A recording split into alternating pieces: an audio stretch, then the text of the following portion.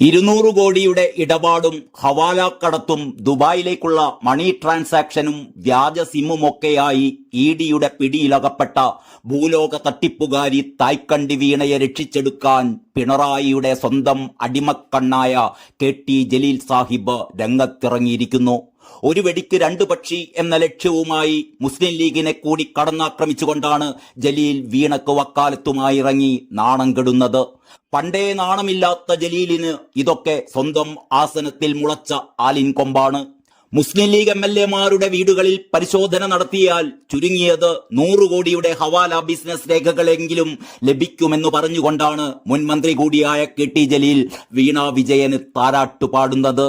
വീണക്കെതിരായ enforcement directorate ആരോപണങ്ങളുടെ പശ്ചാത്തലത്തിൽ ഫേസ്ബുക്കിൽ പങ്കുവെച്ച കുറിപ്പിലാണ് ജലീൽ കേന്ദ്ര ഏജൻസിക്കും ലീഗിനുമെതിരെ രൂക്ഷ വിമർശനവും പരിഹാസവുമായി രംഗത്തിറങ്ങിയത്.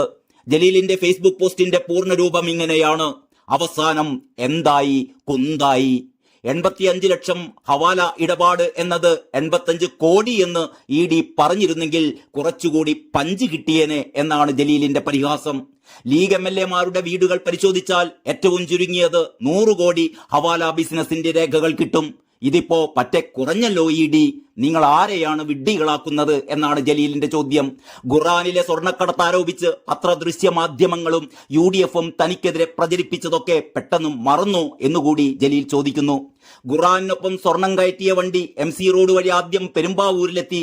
അവിടെ കുറച്ച് പാക്കറ്റുകൾ ഇറക്കി. സ്വർണ്ണക്കട്ടികൾ കയറ്റിയ വണ്ടി തൃശ്ശൂരിലെത്തിയപ്പോൾ GPS ബോധപൂർവം കേടുവരുത്തി. പിന്നെ വണ്ടി നേരെ ബാംഗ്ലൂരിലേക്ക് പോയി. അവിടെ വെച്ച് സ്വർണ്ണക്കട്ടികൾ കോടികൾക്ക് വിറ്റു. ഇങ്ങനെ എന്തൊക്കെ. ചില പത്രങ്ങൾ വണ്ടിയുടെ റൂട്ട് മാപ്പ് ഉൾപ്പെടെ കൊടുത്താണ് ഒന്നാം പേജിൽ പ്രധാന വാർത്തയായി ഈ നുണക്കഥകളെല്ലാം പ്രചരിപ്പിച്ചത്. ഖുർആൻ കോപ്പികൾ കൊണ്ടുപോയ വണ്ടിയുടെ GPS-ഉം NIA പരിശോധിക്കാൻ വന്നതുവരെ അന്ന് വാർത്തയായി. NIA-യുടെ തലക്ക് വെളിവില്ലായ്മ അന്നാണ് എനിക്ക് ബോധ്യമായത്.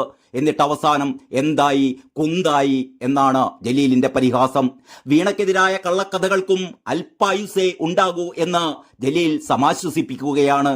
ഒരു മനുഷ്യനെ അപമാനിക്കുന്നതിന് ഒരതിര് വേണം എന്നുകൂടി ജലീൽ പറയുന്നു. അല്ല പിന്നെ എന്നും പറഞ്ഞാണ് മുൻ സിമി നേതാവും സത്യപ്രതിജ്ഞാ ലംഘനം നടത്തി മന്ത്രിസ്ഥാനം നഷ്ടപ്പെട്ടവനുമായ ജലീലിന്റെ ഈ ആഭാസ പ്രകടനം.